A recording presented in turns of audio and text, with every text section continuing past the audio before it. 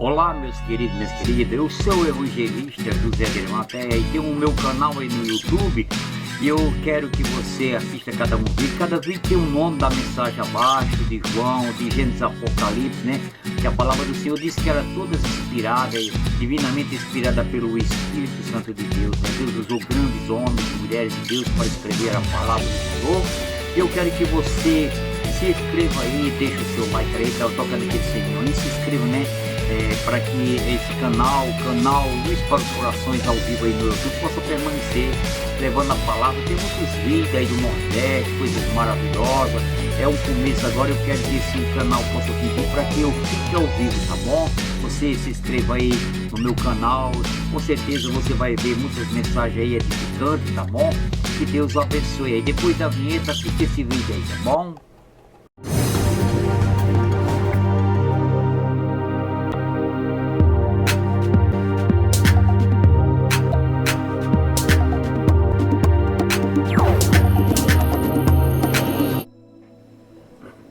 Olá, nesse momento quero trazer uma palavra para o coração de cada um que falam mais como um estudo, né?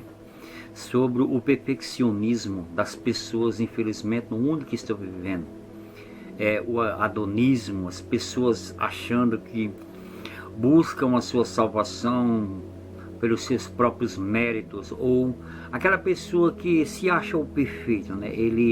O perfeccionista, ele se acha a pessoa mais certa, mais perfeita, mas infelizmente é o que mais nós temos visto nos dias de hoje.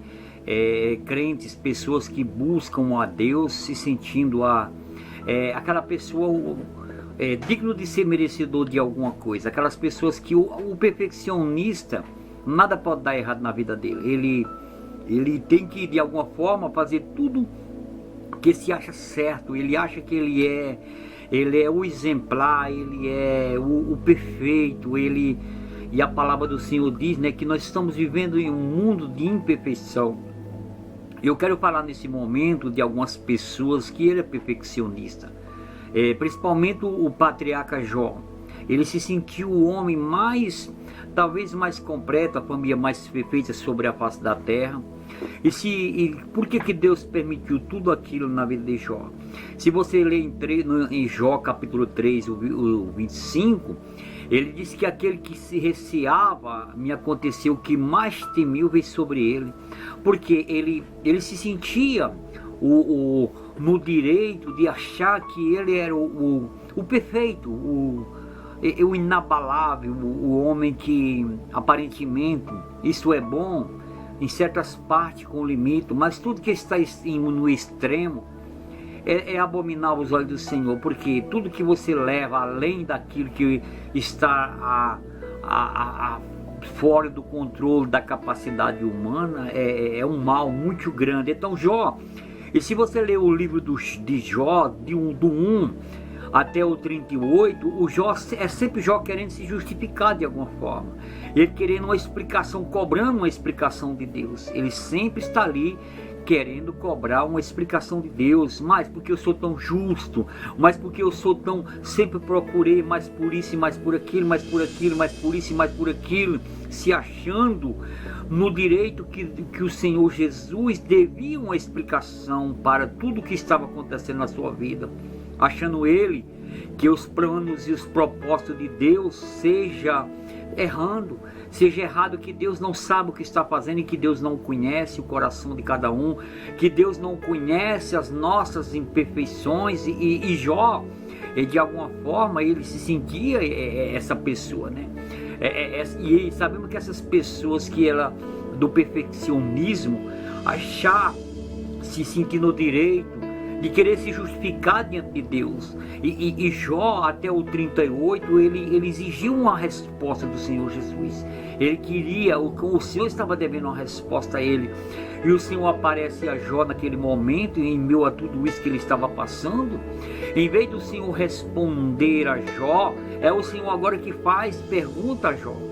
O Senhor começa a perguntar a Jó: Jó, aonde é que estava tu? Aí começa.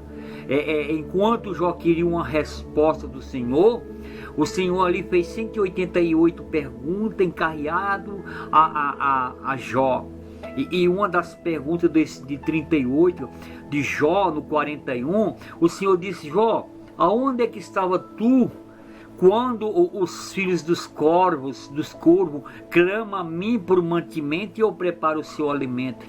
Você sabe que o urubu é o único animal, o único ave do céu que não faz nada para ninguém, é um bicho ceboso, nojento, só tá na lama, na porqueira, e que você não vê o urubu cantar, nem sequer cantar para Deus, ele não canta. Ô meu querido, e até esse Deus cuida, Deus tem um cuidado, tem um zelo. E agora Jó está querendo se justificar diante do Senhor Jesus, exigindo uma resposta. Cuidado, muito cuidado com o seu perfeccionismo, achar que você é o perfeitinho, que você é merecedor de algo, que eu faço a obra do Senhor porque eu mereço, eu preciso ser reconhecido, eu preciso de um status. Ei, meu querido, cuidado, muito cuidado, porque Jó, ele se sentiu nesse direito de querer se justificar, porque nenhuma justificativa vai nos justificar diante de Deus, nenhuma justificativa tirará a nossa culpa diante de Deus, porque todos nós pecamos e destituídos estamos da glória do Senhor, e o Senhor sabe muito bem disso, conforme Ezequiel 22:30, né, ele diz que olhou dos céus e não viu um justo sequer. Todos nós somos carentes, herdemos essa herança de Adão, né, que vê ali, estamos sujeitos ao pecado, todos nós, as nossas imperfeições, uma mente morta, cheia de, porque tudo que o homem faz, ele quer para a sua honra e para a sua glória, e a gente tem que ter muito cuidado com isso. E quando o Senhor fez tantas e tantas perguntas para Jó, em vez de Jó, do Senhor responder para Jó, é o Senhor que faz. E a conclusão no 42 de Jó, ele diz: uma coisa eu sei, Senhor, eu ponho a mão na minha boca, e uma coisa eu sei, é que nenhum dos teus pensamentos pode ser impedido. Ei, meu querido, minha querida, a gente tem que ter muito cuidado. Temos que ter muito cuidado para não ser um Jó, um irmão do pródigo. É a minha obediência, eu sou obediente, eu cumpro todos os meus mandamentos. O irmão do pródigo se sentiu no direito de julgar, de apontar, se achava o todo, era mais um perfeccionista que se fazia não por amor, mas se fazia para ganhar status, para ser visto para o pai. Ele disse: eu faço tudo ao Senhor, cumpro todos os seus mandamentos, eu não transgrido as tuas leis, e contudo ele rejeitou o seu irmão quando voltou para casa. Ele se trabalhava, ele realmente falou de alguma forma, mas o perigo não é você fazer isso. O perigo é você achar que você, no direito de julgar, de apontar de aquelas pessoas e de ganhar os seus próprios status e os seus próprios méritos, que nem ali o irmão do pródigo, que nem Jó, querer se justificar achando que eu sou o perfeito, eu sou o bom, eu não erro, eu sou o cara, entendeu, meu querido? Isso está lá em Lucas capítulo 15, a partir ali do 11 em diante. Quantos pastores, homens de Deus, mulheres de Deus que estão nesse mesmo dilema do irmão do pródigo, se sentindo no direito, ele até faz a obra de Deus, até ele é obediente, até ele trabalha, até ele não transgride as leis do Senhor, mas ele não conhece a Deus. O irmão do pródigo fazia tudo isso, mas não sabia o Pai que possuía, o Deus que ele servia. Então, meu querido, temos que ter muito cuidado com o nosso perfeccionismo, achar que somos o perfeitinho, o certinho, e queremos se justificar diante da santidade, da glória de Deus. A palavra do Senhor diz que nós temos que ser perfeito, como o Senhor apareceu a Abraão: Abraão, anda na minha presença e ser perfeito. Isso, mas em Deus, é Deus que faz isso. Isso é obra do Espírito Santo, não pelos nossos méritos, não por nós mesmos, meu querido, minha querida. Então nós vimos isso no irmão do pródigo. Talvez você seja um irmão do pródigo aí, um Jó, que você está fazendo a coisa certa, mas com a intenção errada, de forma errada, tá? E que nem nós vimos também o jovem rico, era mais um perfeccionista, aquele que se achava perfeito, o cara diante de Deus. Ele fez a coisa certa, fez, ele veio até a Deus, está lá em Lucas 18 em diante.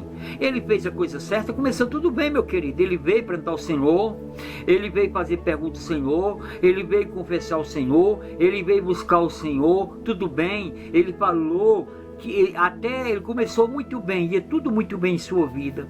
Mas depois o Senhor disse assim, o que foi que o Senhor que aconteceu? Ele queria se justificar diante de Deus. O Senhor disse, olha jovem, eu sei que você tem observado os seus mandamentos, você conhece todos os meus mandamentos. Ele disse, dentro da minha mocidade, eu observo. Ele se achou o cara. Aí o Senhor pegou para ele e falou, só falta aqui uma coisa. Biblicamente, se você olhar, este jovem era um dos mais perfeitos que eu conheci dentro da palavra, porque só faltou uma coisa. Mas foi nesta coisa que ele caiu, que ele ficou.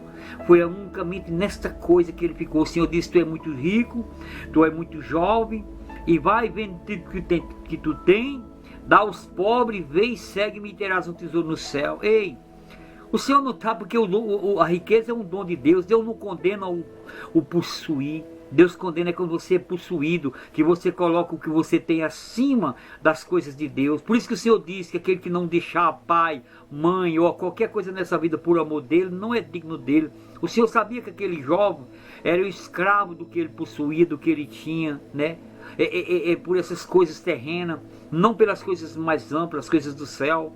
E ali a palavra do Senhor diz que quando o Senhor falou essa palavra, ele se entristeceu muito, né?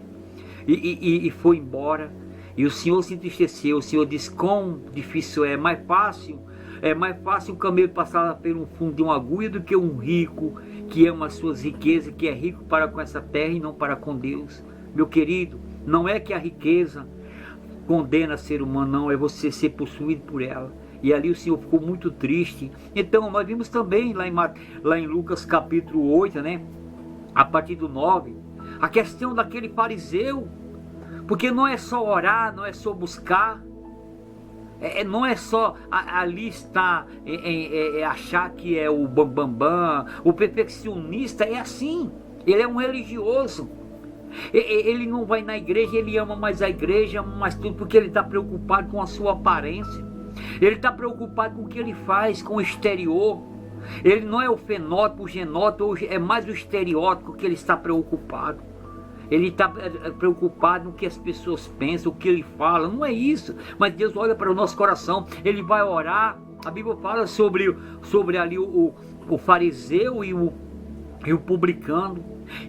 O publicano está lá, Senhor, não tem nem coragem de olhar para o céu, me perdoa, tem misericórdia de mim. Ele orando em alta voz, eu não sou que nem esse tal que está aí orando, eu dou o dízimo, eu faço o jejum tantas vezes por semana, e começa a aplicar, se engrandecer diante dos demais, talvez para ser visto. E ali o Senhor diz, louco, esse que se humilhou foi exaltado, ele desceu justificado, mas o fariseu não. O publicano sim, aquele que não tinha nem coragem de olhar para os céus, reconhecendo os seus pecados, porque a Bíblia diz que aqueles que se exaltam será humilhado, e os que se humilham será exaltado. Deus usando o apóstolo Pedro. Então, meu querido, minha querida, a gente tem que ter muito cuidado com o perfeccionismo. Essas pessoas que acham, que buscam a sua salvação pelos seus méritos, anulando o sacrifício de Jesus. Não estou dizendo que você não tem que fazer coisas boas, não é isso. Você procurar ter uma vida regrada, nos caminhos do Senhor, isso é bom, é perfeito, é agradar os olhos do Senhor. Mas o problema está em você achar que você é salvo por o que você faz, não pelo sacrifício do Senhor Jesus Cristo. Então, meu querido, infelizmente, o perfeccionista, ele é uma pessoa caroável, como dissemos, está com a tendência vulnerável a ter uma doença espiritual, porque o perfeccionista, ele é o certinho, e quando isso não acontece, quando ele não é retribuído por aquilo que ele faz, ele traz uma doença mental, psicológica, e adoece, ele fica doente, porque 9 para ele não serve, é o 10.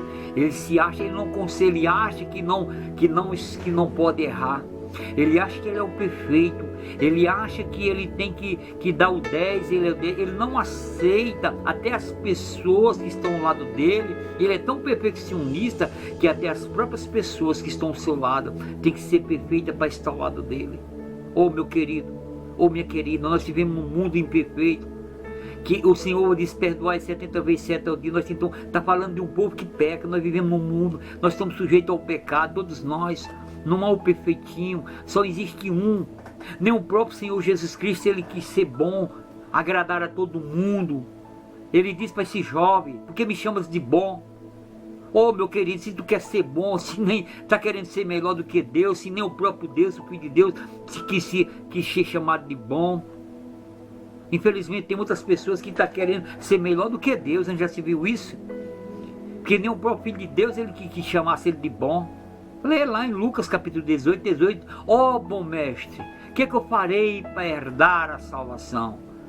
Se esnobando, se achando que ele era o cara. Talvez, não sei nem se ele estava de branco que nem Roberto Carlos. Mas o Senhor diz: tu tem observado os meus mandamentos? Ei, meu querido, minha querida, o próprio Senhor diz: por que me chamas bons? Só um que é bom, que é meu Pai, que entregou o seu Filho para morrer por cada um de nós. Então, meu querido, cuidado, muito cuidado com o perfeccionismo, o achismo. Eu acho, ei, não é o que a palavra do Senhor nos diz, é o que o Senhor falou, o que o Senhor está dentro da palavra do Senhor Jesus. Então, ninguém se justificará, todos nós seremos inexcusáveis diante do Senhor. É por graça, porque até um ateu que não crê em Deus, ele é abençoado, meu querido. Ele é rico, ele é bem sucedido. Cuidado com aquilo que você faz, com os seus testemunhos, porque você é bem sucedido e tudo, e acha que você tem mais fé, porque Deus está aprovando, porque os ímpios também são ricos. Um ateu também, ele pode bem ser sucedido, e ele não crê em Deus. É uma graça comum, não é aquela graça salvadora para salvação, não. Um ateu que não crê de maneira nenhuma em Deus, temos aí que são bilionários ricos. Ei, ser bem sucedido na vida, nessa vida, não é sinônimo de Deus, de você ter a sua salvação, não. Ele diz lá em Lucas capítulo 12: derrubarei os meus celeiros e farei aquele homem, derrubarei os meus celeiros e farei novos celeiros, e encherei e comerei eu por muitos anos, e gozarei minha alma. O Senhor em Lucas 12:20 diz: louco, ainda hoje pedirão a tua alma, e o que tu tem, para que servirá? Ei, os bens materiais são terrenos, não são eternos. Agora, o que é espiritual para a alma, meu querido, alma, quem impedirá a alma desse rico? Ei, ele se achava o suficientemente, que pelo ser bem sucedido, não estava preocupado com as coisas que vêm do alto. Ei, porque o Senhor diz no começo, em Lucas 12:13, que a vida de qualquer um não depende da abundância do que possuímos. Você pode ser dono do mundo inteiro, mas se você não tem Deus como Senhor da sua vida, você não tem nada. O que pagará o resgate de uma alma? Ele diz no Salmo 49, versículo 6, que vendendo todo o tesouro do mundo, tudo, não pode pagar o resgate de uma alma. Se esgotaria antes, mas o Senhor pagou sua alma. Quando a gente nasce, é a coisa mais preciosa, nasce também a coisa mais preciosa que o dinheiro do mundo não pode comprar. Que é a nossa alma. E quando você nasce, já entra uma luta, uma guerra entre o reino das trevas e o reino da luz, que é Cristo. Satanás, ele nunca vai desistir, porque ele veio de lá e sabe o que é bom para você. Satanás, ele não vai desistir de lutar pela tua alma, porque ele sabe que é a coisa mais preciosa. Uma alma, ela tem valor, ela não tem preço. Ninguém se compra uma alma. O valor de uma alma, está dizendo valor, não tem preço, porque não paga, só o sangue de Jesus. Agora você já imaginou, meu querido, você que se acha que é o certinho, que busca a sua própria salvação, porque naquilo que você tem, que você possui, e que uma pessoa está para morrer ali, uma pessoa que tem Deus, a Bíblia diz que os anjos estão esperando ali, como levou Lázaro, que está em Lucas capítulo 16. Você já imaginou, você está fechando, dando o seu último suspiro, e o anjo dali de luz ao seu lado diz: não temas, já estou aqui para te levar para o céu, ou o paraíso de Deus. Agora você já imaginou uma pessoa que tem tudo nessa vida, teve a oportunidade de Deus, mas rejeitou a Deus, buscou riqueza, milhões, bilionário, e você está fechando os olhos ali como rico, lá em Lucas 16, e está com seus olhos fechando e vê os demônios ali, já te esperando você fechar, dar o último suspiro, como o Senhor falou: louco, ainda hoje pedirão a tua alma. E a alma eterna não morre, meu querido. E você já viu ali os demônios esperando para levar para o Hades, para o sofrimento. Ei, porque a salvação é para os vivos, meu querido. Hebreus capítulo 9, versículo 27 diz: morreu, segue-se o juízo. Depois a salvação não é para os mortos, é para os vivos. Ei, vê lá Lucas capítulo 16, a partir do 25, a história do rico e Lázaro. Não fala do mendigo, não fala porque o mendigo foi salvo porque ele era pobre, ou que o rico foi condenado porque era rico. Não, a riqueza é a bênção de Deus também, meu querido. Aquele rico, quando foi para o Hades, ele não foi condenado pelo que ele fez, mas porque ele deixou de fazer. Ele tinha com que fazer alguma coisa para o próximo, para as pessoas que Deus coloca ao nosso lado. E Lázaro não foi salvo porque ele era pobre, porque existem muitos pobres miseráveis. Ei, pobreza não é sinônimo de ter bênção de Deus, não, meu filho, de salvação, não. É porque Lázaro é temente a Deus. Riqueza também não é sinônimo de desaprovação. A Bíblia não fala que o rico foi condenado porque ele era rico, não, de maneira nenhuma, jamais. É porque ele tinha com que fazer alguma coisa por alguém e não fez. Não adianta eu não fazer o mal, mas se eu também não faço o bem. A Bíblia diz que nós somos condenados. Então, meu querido, minha querida, cuidado com esse perfeccionismo, se achar no direito que eu se salvo pelos nossos próprios méritos. É que nem talvez que nem Jó. Eu sou o certinho, eu sou o perfeitinho, eu faço a obra e tudo, e colocando o Senhor Jesus contra a parede. Deus não é obrigado a ter resposta para os nossos questionamentos, que nem Jó. Não, meu querido, não. E nós vimos muito isso dentro da palavra do Senhor. Muitas passagens que você vai encontrar dentro da Bíblia, que tem a resposta, que não é bem por aí que você pensa, da maneira que nem Jó, se achando no direito, que Deus deve uma resposta para cada um de nós. Nós vimos também muitas passagens, como Nicodemos. Nicodemos, ele era o cara, era o doutor da lei, aquelas pessoas que de dia, multidões. Todo pai que encontrava Nicodemos está no Evangelho de João, capítulo 3. Nicodemos, ele era o cara, era o doutor da lei, era um filho que todo pai gostaria de ter, e todo pai gostaria de ter uma filha como que casasse com um homem como o doutor Nicodemo. Ele era talvez a pessoa mais perfeita que existia. E ele vai ter de noite com o Senhor Jesus, e quando chega lá, que ele vê algumas pessoas lá da sinagoga, da coisa, ele começa a pregar para o Senhor: verdadeiramente o Senhor é contigo. Se achava o cara, o perfeito, porque se o Senhor não fosse contigo, ele estava pregando para Jesus.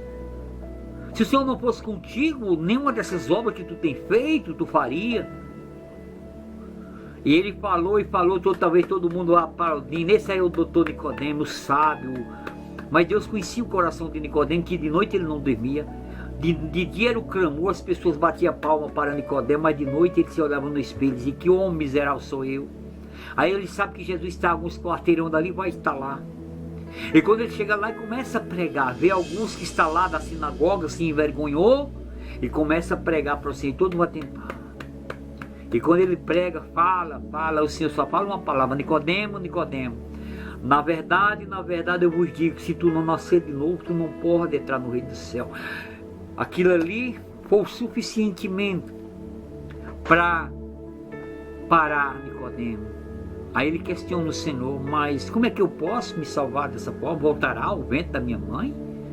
O Senhor disse: mas tu não é mestre de Israel? Tu não sabe dessas coisas? Creio que Nicodemo era mais um daí dos perfeccionistas, do glamour, do cara, do sucesso, da fama, aos olhos de todo mundo. Mas o Senhor conhecia a necessidade de Nicodemos.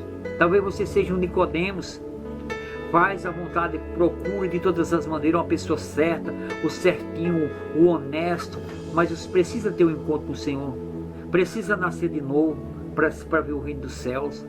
Quantos Nicodemos não tem aí, por aí, que olha no espelho de noite, ele é um miserável, que homem sou eu, lá dentro da alma precisa da paz, da alegria, do Espírito Santo de Deus. Nós vimos isso. Mas talvez você seja mais um Nicodemo, que precisa nascer de novo, que precisa ser justificado, regenerado, transformado, purificado, santificado e glorificado em Cristo Jesus. Porque o nascimento é uma vez só, meu querido. A justificação é uma vez só. Mas o processo de regeneração ele é consecutivo na obra do cristão para ser transformado. É a santificação, a regeneração e a glorificação. É passo a passo, porque nós estamos nesse mundo. Porque senão era Deus salvando e levando. A partir do momento que você aceita Jesus, automaticamente todos os nossos pecados foram lançados. Mas como Deus tem algo na minha e na tua vida, Ele vai trabalhando. Para que através das libertações, transformações, e você vai pregando a palavra do Senhor, vós serás as minhas testemunhas. Então, meu querido, talvez você seja um Nicodemo. Quantos perfeccionistas nós vimos na palavra do Senhor? Nós vimos mais um, Natanael, que foi, segundo os historiadores, ele era um discípulo lá de João Batista. Quando o Filipe encontrou ele, lá em João, no Evangelho de João, capítulo 1, 47, 45 e diante, fala. E Filipe diz assim: Natanael, eu achei aquele que Moisés falava a respeito dele, Jesus Cristo, de Nazaré. Aí ele olha para Filipe e diz assim: pode vir alguma coisa boa de Nazaré? Aí Filipe diz: vem ver. Talvez Natanael se sentiu o cara que era o perfeito, ele tinha uma identidade falsa, e ele diz assim, já julgou logo, pode ver alguma coisa boa de Nazaré, porque o Senhor Jesus foi criado em Nazaré, e Nazaré era um dos quartéis, segundo os historiadores, era um dos quartéis dos romanos, um lugar de prostituição, onde tinha os quartéis, tudo que você pensava tinha em Nazaré, e Jesus foi criado ali no meio do pecado, sem pecar. Naquela cidade pecaminosa, cheio de lasciva, de tudo quanto você diz de prostituição, Jesus foi criado lá. Aí por isso que ele falou, pode vir alguma coisa boa de Nazaré, e Filipe diz, vem ver. Então você precisa entrar Jesus para conhecer ele. E quando ele chega diante do Senhor Jesus, aí que Filipe apresenta Natanael, aí o Senhor olha para ele e diz, eis aí um verdadeiro israelita que não adora. Realmente ele era assim, um homem perfeito. Mas sem Deus não é nada. O Senhor diz lá em João 15, 5, sem mim nada poderias fazer. Eis aí um verdadeiro israelita em que não há dor, que não há defeito, não há falha. Porque Jesus conhecia. Israelita? O Senhor tocou na ferida, sabia que Natanael tinha uma identidade falsa, porque no tempo de Herodes, quando tentou matar a criança, segundo alguns historiadores, principalmente o Flávio Joseph, que esse Natanael foi criado, a mãe dele conseguiu fugir, criou ele debaixo de uma figueira. Aí o Senhor fala assim, olha, e só quem sabia disso era ele e a mãe dele. Ele disse, antes que Filipe te achasse, Natanael, eu te vi lá debaixo da figueira. Aí ele disse, Rabi, tu és o Salvador, o Cristo, porque só quem sabe disso é eu e minha mãe. Ei, meu querido, Deus conhece a tua vida, Deus sabe os passos, os seus poros menores, aonde você estava, onde você andou, por onde você passou, desde que antes de você ser gerado, Deus já sabe da tua história, meu querido. Talvez você se ache aí o perfeitinho, mas por detrás disso tem coisas das suas intimidades que Deus sabe. Que Deus sabe coisas que você acha que ninguém sabe. Deus conhece as tuas intimidades mais do que qualquer outra pessoa, mais do que você mesmo. Então foi isso que aconteceu com Natanael, e a Bíblia diz que ali eles teve aquele encontro com o Senhor. Então, meu querido, ele era mais um perfeccionista, achava, ele realmente era isso. O Senhor disse que é que um homem que não há dor, que não há falha, mas sem Deus, meu filho, precisamos do Senhor. É Ele que pagou todos os nossos preços, as nossas falhas. É nele, por Ele, para Ele. São todas as coisas que no apóstolo Paulo fala em Romanos 11, 36. Então, meu querido, talvez você seja um Natanael da vida aí que está... A Bíblia também fala mais de outro perfeccionista. Em Lucas 10, a Bíblia fala ali em Lucas 10, a partir do 35, um doutor da lei, ele vai ter com o Senhor Jesus e ele quer se justificar. E ele começa a fazer grandes e muitas perguntas. E o que farei eu para herdar minha salvação? E o Senhor ensina, fala de tantas coisas. E fala assim, amarás o Senhor teu Deus como de todo o teu coração, de toda a tua alma, e o teu próximo como a ti mesmo. E ele ainda querendo se justificar, e perguntou para o Senhor: e quem é o meu próximo? Aí o Senhor conta a parábola do bom samaritano. Ele disse, aí o Senhor contou uma parábola, diz assim: descia para Jericó um certo homem, um samaritano, e ele caiu nas mãos dos salteadores, e despojaram, tiraram tudo e deixaram o meu morto, e ali